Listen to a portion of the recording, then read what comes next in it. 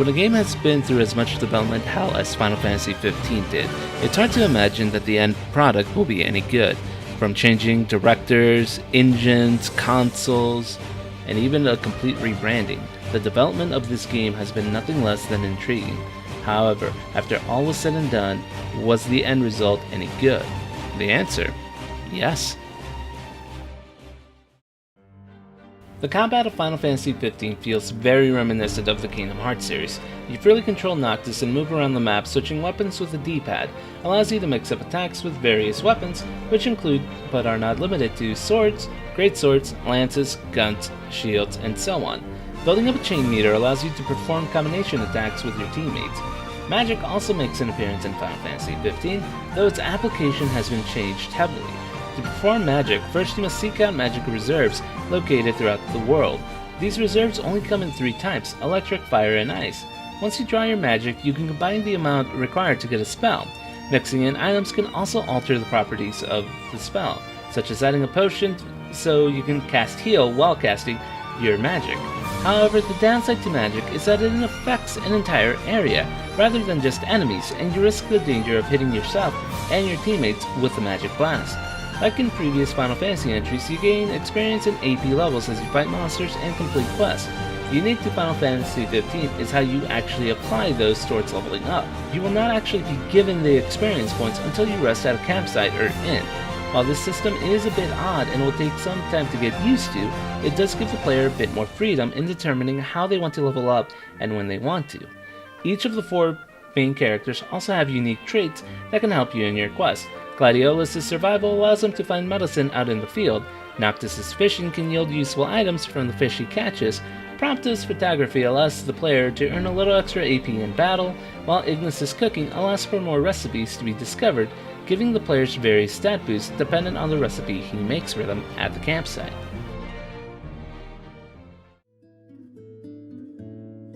Final Fantasy XV starts with Noctis, the main protagonist, beginning his journey to the city of Altusia, where he is to be married to Lunafreya as part of a peace treaty between the kingdoms of Niflheim and Lucis. Escorting Noctis in his journey are his longtime friends, Gladiolus, the muscle of the group, Ignis, Noctis' main caretaker and chauffeur, and Prompto, Noctis' closest friend. This is all a ploy, however, as the Niflheim Empire invades the Lucis kingdom shortly after Noctis and crew head out.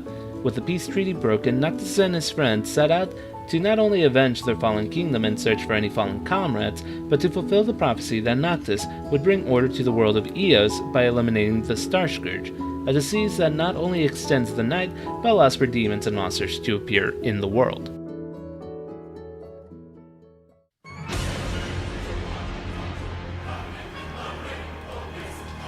The visuals of Final Fantasy XV are impressive and can leave you speechless, from the casting of spells to fighting the game's giant monsters, or seeing the spectacle of the summons, known as Astrals in this iteration, come down and unleash their power. It is awe-inspiring. The cast of Final Fantasy XV also performs spectacularly, and credit must be given to the actors behind the 4 party members. You'll constantly be hearing them squabble or poke fun at each other during the drives between towns or between game events.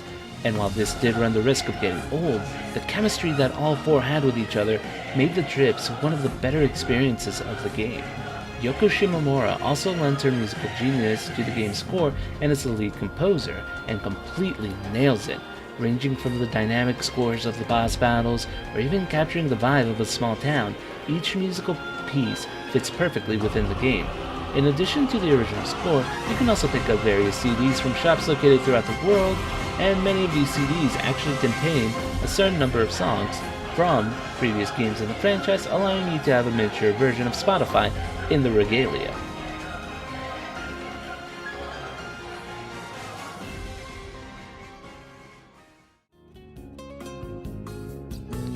While Final Fantasy XV does have some highs, it does have some lows. The combat of Final Fantasy XV is fluid, but the camera often interrupts the flow of battle, being put in awkward positions several times and oftentimes obstructing your view. While the story of the game isn't bad by any means, it relies too much on off-screen explanations for many of the story events. Towards the end of the game, the chapters become much more linear and take away the open-world aspect of the game, limiting players to hallways and smaller areas. It is at this point that you can tell the team was rushing to get Final Fantasy XV out as the pacing of these chapters feel rushed. Though this has since been cleaned up in various updates, when it first released it was a massive issue. The characters outside of the main 4 party members feel like complete afterthoughts. They develop very little as characters, and while the game does its best to make you care for them in pivotal moments, we didn't spend enough time with them to develop any sort of connection, so those moments feel like a lost cause. The side quests of Final Fantasy XV can be a mixed bag. While some are just your run-of-the-mill gathering and hunting quests, others have fantastic dungeons to explore and thrilling fights which lead to some of the best rewards in the game.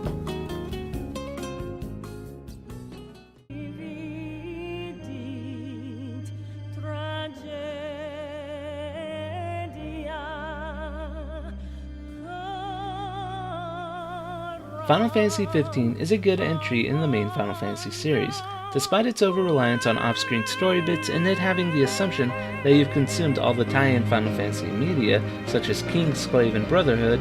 It still stands as a fine game, its major strength being the 4 main protagonists.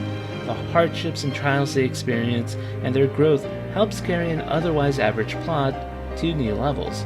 It took over a decade for Final Fantasy XV to be completed, and it is the exception to the rule that all games with multiple delays and changes turn out to be bad. Though it may not please every Final Fantasy fan, Final Fantasy XV is a fun experience and a great tale about the value of brotherhood, and it's a journey I'm glad to have experienced.